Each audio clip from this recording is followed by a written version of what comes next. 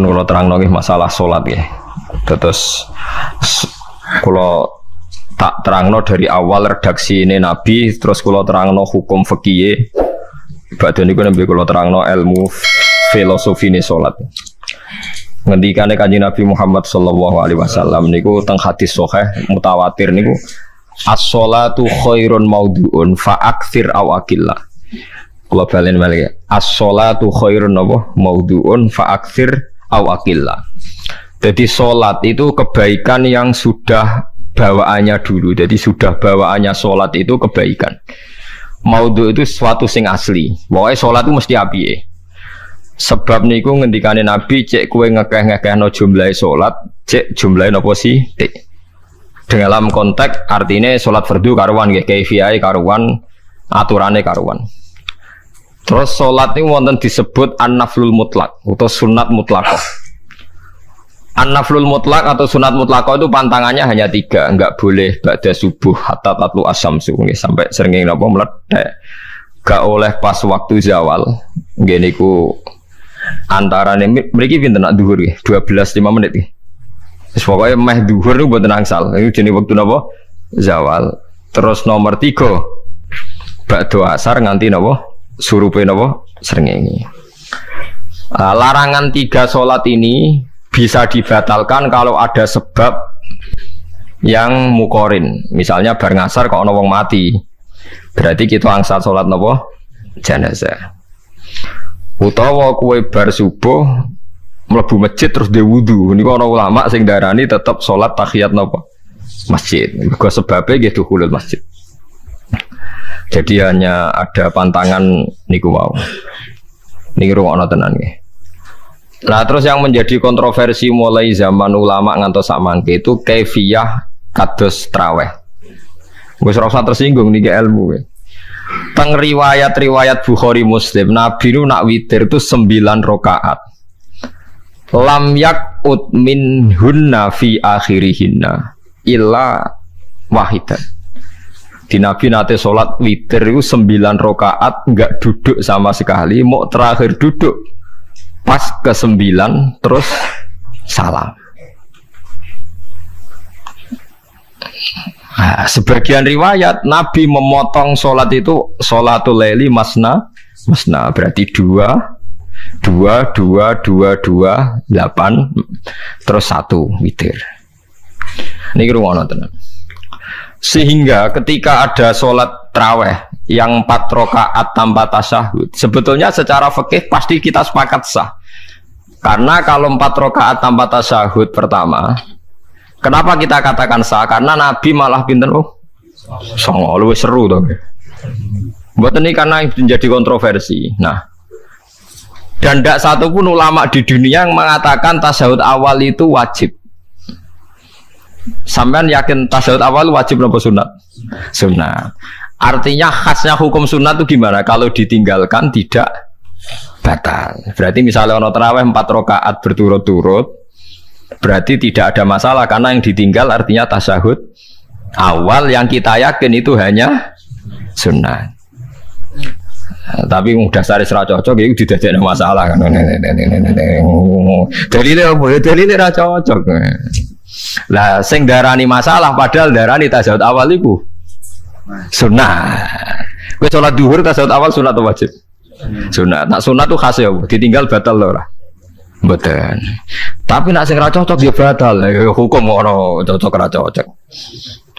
Mboten iki kula terangno. Nah, traweh itu yang kontroversi ini teng kitab Majmu' karangan Imam Nawawi. Ya akal-akalane tiang-tiang niku. Kula nganti sakniki kan mboten nate ngimami, tapi nggih tak kandhani imam. Supaya niat ngakali pangeran, tapi pangeran bakali ya ora kena. Ngeten, iki dawuh Imam Syafi'i. Traweh itu kalau terakhir kan pinten? 3 rakaat ya. Kan 2 rakaat dulu. Lalu pas 2 rakaat itu pas witir, yang witir kok traweh ya. Yang terakhir witir 3 rakaat itu 2 rakaat sampai niate witir nopo-nopo. Witir. Setelah 2 rakaat sampean salam ndak?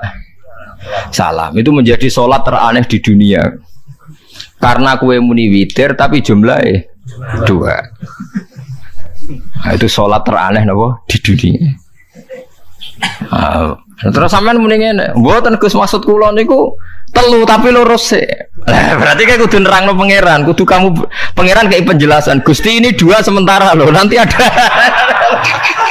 Karena jika Tuhan tidak kamu kasih penjelasan, akan aneh kan disebut witir, tapi rokaatnya 2. Maka kamu harus niatnya Gusti ini cicilan witir.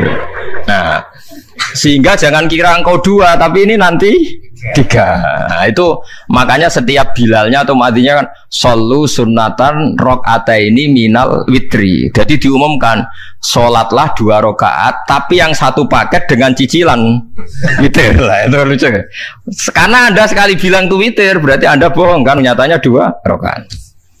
Tapi kritiknya Imam Syafi'i ini kan lucu. Imam Syafi'i yang imam kita itu mengkritik itu sholat aneh kalau begitu. Sholat tuh kalau sudah salam itu dianggap sholat mustaqillah, sholat yang mandiri. Nggak bisa sholat kok bertakluk dengan sholat setelahnya.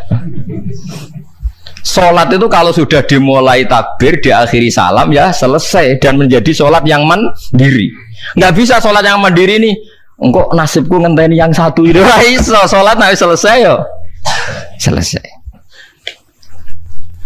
Sebab itu seharusnya witir agak resiko ya 2 rakaat langsung tasyahud awal, engkau terus tambah 1 rakaat. Kados mirip maghrib lah, mirip apa? Maghrib. Tapi itu kan masalahnya tidak populer juga. Nah itu. Akhirnya diakali wa shollu sunatan minal witri nggih. Tembriki ono minal witri kan? Itu kalau diterjemahkan salatlah kalian paket witir tapi ganjil paket witir tapi gendep sih, tapi ini sementara Gusti, tapi kan kita masih bingung. Itu cara pangeran dia bingung tenan ngadepi. Nah, makanya itu nak cara kula ya ora usah dijerok-jerokno, pokoke ngono iku. Ya, jadi barang keliru kadang yo muga-muga sepuro pangeran wis ora usah ngono iku. Jadi nak salat kayak nak cara Sayyidina Utsman itu memang beliau bilang 2 rakaat itu berdiri sendiri. Karena sholat itu setiap 2 rakaat selesai. Setelah salam itu selesai. Nanti yang witir ya 1 itu. Makanya 2 itu rasa ana witir-witiran cara Sayyidina Utsman. Muga Nabi dawuh wa autir bi wahidatin. Kemudian sholat-sholat Anda yang 2 itu ditutup witir. Berarti ya yang sholat kedua ya sholli sunatan ya biasa saja nafal mutlak. Enggak usah nyinggung-nyinggung loh. Witir. Oke. Loh ini penting sekali karena nyatanya ada witir kan? Nyatanya tidak nopo witir. Lah nanti yang 1 terakhir witir.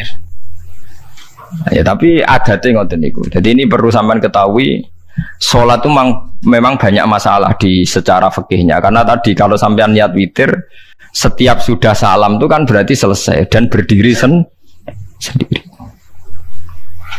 Lah kok suwe-suwe nak rakaat sing terakhir batal lah berarti sing ngarepe melok batal. Mergo sak paket koyo capres mbek napa? Cawapres. Ora iso salat kok ono. Ah itu paham ya. Terus niku kaifiah salat. Di sampean memang akal-akalan tenggene witir pun bener solu sunnatam minal witri rakaataini. Dadi niku rondok bener ya rondok ngawur. Dadi ngawurnya itu tadi wong salat niku mustaqillah setelah ditutup salam selesai kok bergantung. Hanya nasib 2 ini kan bergantung setelahnya kan? Mana ada salat kok sudah ditutup berkaitan. Mulane kula nu nak witir ya ora tau tak niati witir. Mun kula ora cocok mbek pengumuman niku ora pati cocok. Kula tapi kan kula makmum. Ora malek dihisab kan cara salah yes. Usolli sunatan anut imam teng ati kula mpun sesuai. Nah, ame salah ya malah salah, nak bener ki melok napa? Bener. Tepak-tepakan wonten mawon. Jadi kalau ini wong alim fikih tapi paling tersiksa mergo kalah mbek adat, kalah mbek napa? Adat. Ya piye? Nentang adat ora apik. Jare Nabi kono umume wong ya melok umume wong. Nek wong bento ya melok napa? Bento. Nah itu intinya Imam Syafi'i harusnya punya rasa malu orang yang mengatur sholat sedemikian rupa. Sebenarnya sholat itu niatem salah lah, keliru lah. Wong sholat itu wes apik, ora usah detail-detail napa niat. Mulane dari Imam Syafi'i kowe mlebu masjid niat duha ya untuk tahiyat masjid, niat tahiyat masjid nek waktu duha ya untuk duha. Karena wis barang apik, piye-piye tetep apik. Ngono dadi ora usah ribet-ribet niat ngono bae wong barang apik. Paham ya? Tapi kan sederhana kan sebenarnya kita tidak perlu bulat, tidak perlu apa bulat. Paham ya? Terus ini penting. Nah, terus yang ketiga masalah kesunatan jamaah dan tidak. Ini kalau terang detail. Menurut hukum fikih, tahajud itu jelas gak disunatkan jamaah. Witir juga gak disunatkan jamaah. Tapi semua ulama yang bilang tidak disunatkan itu gak ada yang memfatwakan hak batal kalau berjamaah. Jadi tidak ada yang bilang dikatakan batal kalau jamaah. Cuma tidak disunatkan jamaah. Tapi Rasulullah itu pernah main di salah satu sahabat di waktu duha. Sahabat itu sakit, ingin ngundang Rasulullah, kepengen dalamnya di kenangan nanti tinggi sholat sinten Rasulullah. Ternyata Rasulullah ketika sholat, anak-anak dan istrinya yang sakit tadi ikut jamaah dan Nabi membiarkan. Bahkan Nabi sempat ngatur soft. Padahal itu satu bentuk sholat yang kategorinya nggak disunatkan apa? Jamaah. Itu makanya Imam Nawawi bilang sholat-sholat yang nggak disunatkan jamaah itu masih boleh jamaah. Seperti witir, duha. Nggih, tapi aja terus jadi gerakan tahajud bersama. Nah niku kula ora cocok nih. Wong ora kepen tahajud kok dijak nopo? Tahajud. Kula nggih nate dipamiti Gus nek ana tahajud bersama piye? Cangkemmu ora usah. Wong sing ngeloni bojone lagi ibadah, bocah ibadah sing ora enak ngono lho. Mergo jare Nabi wis jelas wa fi buti ahadikum sedekah. Tadi kowe ku malah lucu. Wis ibadah kok bocah apa? Ibadah. Jadi sing ngeloni, lho ngeloni ra kudu ngeloni bojo, ngeloni anak iku ya napa? Ibadah. Takokno rugen. Nak ngeloni bojo gak di masa depan ngeloni apa? Anak. Ngeloni anak nggih napa? Ibadah. Ning omah njaga anak bojo timbang dhewean nggih napa? Ibadah. Mulane kula nu rapati cocok nek ana tahajud bersama oleh tapi aja dadi gerakan. Nek sing pun nglampahi nggih monggo, sing umate seneng nggih monggo, itu tetap baik. Tapi baiknya bergantung sejauh mana ini tidak dimasalkan. Sekali dimasalkan tetap tidak napa baik. Karena nanti punya akibat yang sedang baik diajak baik yang lain, dari baik nikmat menjadi baik gremeng itulah itu perkara kan. Hanya orang kan sepakat kan nak ngumpuli bojo ibadah, kabeh ulama sepakat kan. Dan itu penggemarnya banyak. Terus dijak ibadah yang penggemarnya sedikit. Dasar imamnya ra cocok. Lah itu kan resiko agama dikomentari kan tinggi. Makanya tidak usah dimasalkan. Sing kelon ya keben, sing turu gitu apa? Keben karena turu ya ibadah kan. Turu niku mari ra maksiat.